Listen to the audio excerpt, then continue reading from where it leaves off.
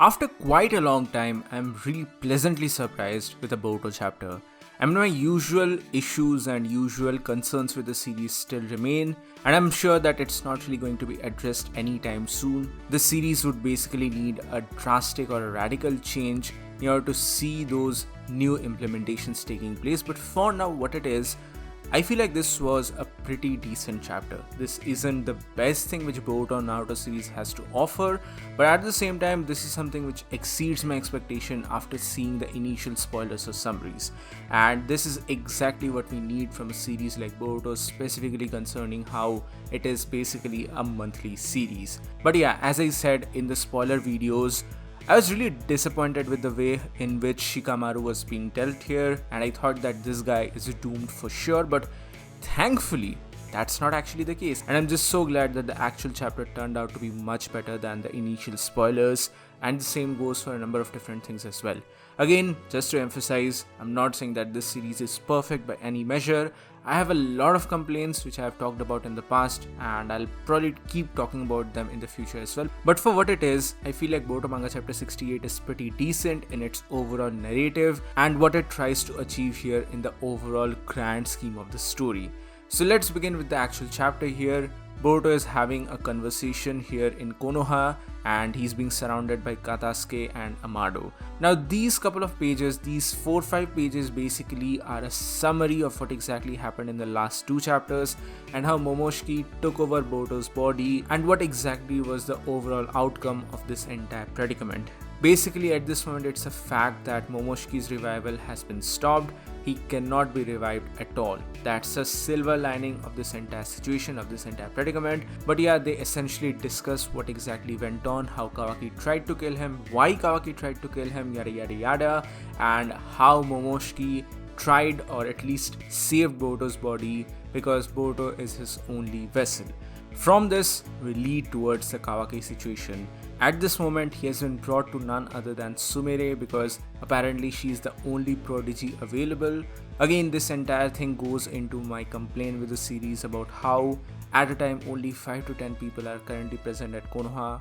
Basically, it's not a good feature for a series as big as the Naruto franchise. I've talked about this entire predicament a lot of times, so I'm not going to waste my time here over this particular thing. But moving forward, the important part here is that Amado is not being trusted by the top brass of the village anymore. Shikamaru, Naruto and the others are totally not trusting Amado at this particular point in time, specifically considering how he's the person who gave Kawaki the karma mark in the very first place.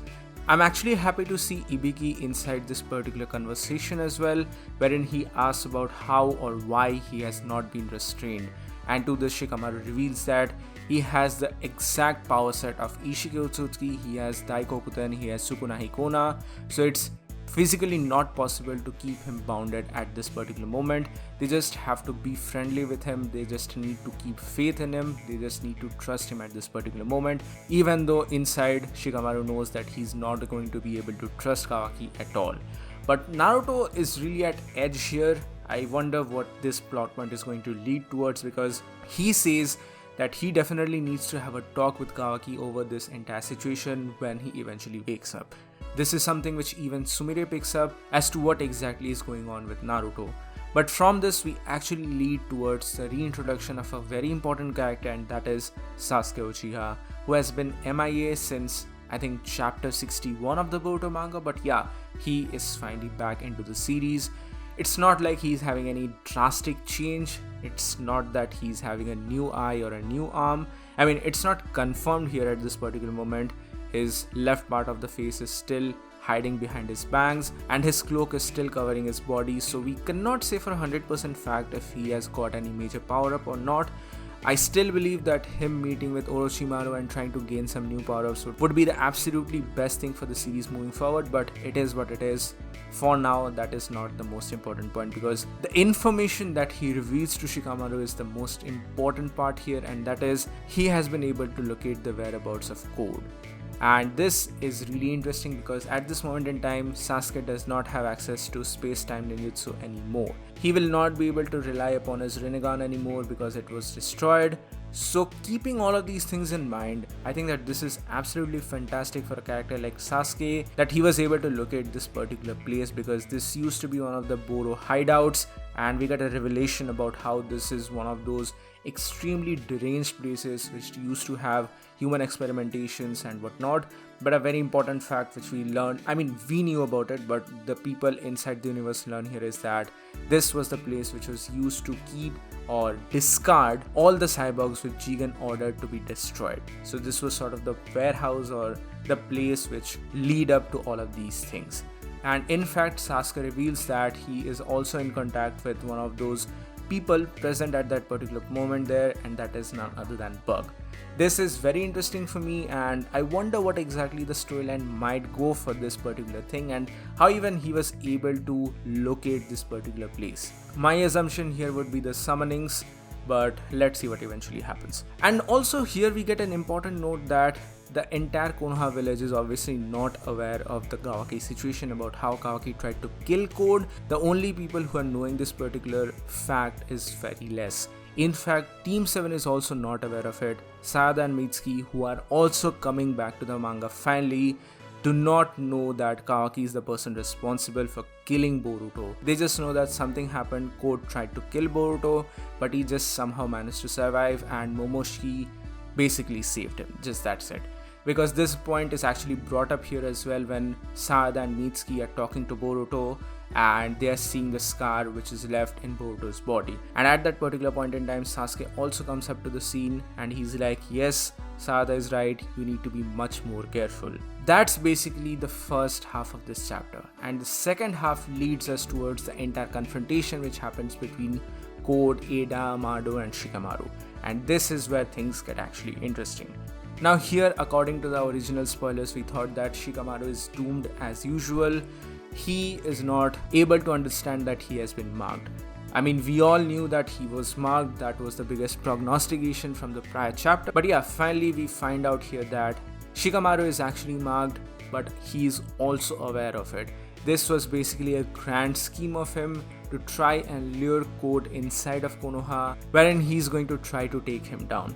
Essentially, it is revealed here that Code was listening to the conversation between Amado and Shikamaru, and essentially Shikamaru is ranting to Amado about how he went behind Konoha's back and gave Kawaki this karma mark back. This is very exciting, and this also raises up a very important plot point which abruptly gets cut when Code infiltrates inside the lab of Amado, and that is Shikamaru says that Amado is almost obsessed with Ishiki Otsutsuki's karma. What is the reason for that? Because this entire predicament doesn't help Konoha, and this also doesn't help Kawaki. So why did he go behind Konoha's back to give Kawaki back this particular power? It's almost as if he's obsessed with Ishiki Otsutsuki's karma. And that is absolutely on point, and this really goes into my entire theory about how Amado might be an alien himself. Not an Otsutsuki, not a human, but a separate species of an alien. I've made a couple of videos about it, but I need to make some more videos based upon this particular line, because I feel like this is very, very important. Also, while Code and Eida are listening on to this conversation, Eida also goes on to threaten Code essentially that if he is not useful for them, she's going to discard him, just plain and simple. And in fact, she also reveals here that her clairvoyance was not able to pick up the conversation that takes place between Boruto and Momoshiki. She says that this might have taken place in a separate spiritual plane, and I think that this is going to be featured more and more in the series as we progress for the timeskip, because I feel like this is a line which is going to be overlooked by a lot of people, but this holds a lot of importance. But finally, after seeing the correct moment, Code just barges into Amado's lab, and he tries to attack Amado by saying that you need to release my limiter. It's just a one word, it will take you 1 second to look into my eye and say the password. And that's when Shikamaru uses his shadow paralysis jutsu to try to stop Code, and Ino is immediately in contact with Shikamaru because she realizes that Code has infiltrated inside of Konoha. But here it is finally revealed that this was all a grand plan of Shikamaru to lure Code inside a secure facility of Konoha, and now he's using his trump card, which is he reveals the new body of Delta. This is the secret cyborg which Amado was developing for the sake of Konoha, and this is none other than Delta. I'm going to make a separate video talking about Delta because there are certain interesting aspects about this entire thing, about specifically like how she retains parts of her original personality, like how although she agrees to the orders of Shikamaru but still she has her original personality. So there are a lot of things which I actually need to talk about here, and how she has more power and how she has this new mark on her forehead which sort of resembles Konoha's spiral, but it's not exactly the same thing. These are all very exciting things, but from there it seems like Code is almost escaping from the room and Shikamaru tries to stop him, but just then it is revealed that he is not actually escaping the room. It's Eida who appears from one of his marks. Eida has finally made her grand entry inside of Konoha and she's aiming directly for Amado. Amado is legit trembling here at this particular moment, and this is going to be very exciting to watch. So this is pretty much it for Boruto Manga Chapter 68. There are quite a lot of interesting things which are happening here.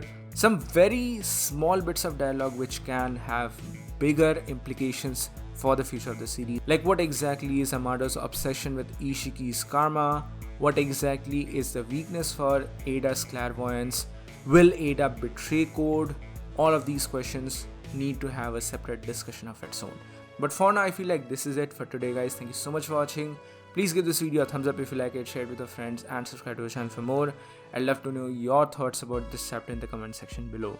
So this is it for today. See y'all in the next one. In the meantime, be sure to join the channel membership for some very cool perks and features, and join the Discord server for more.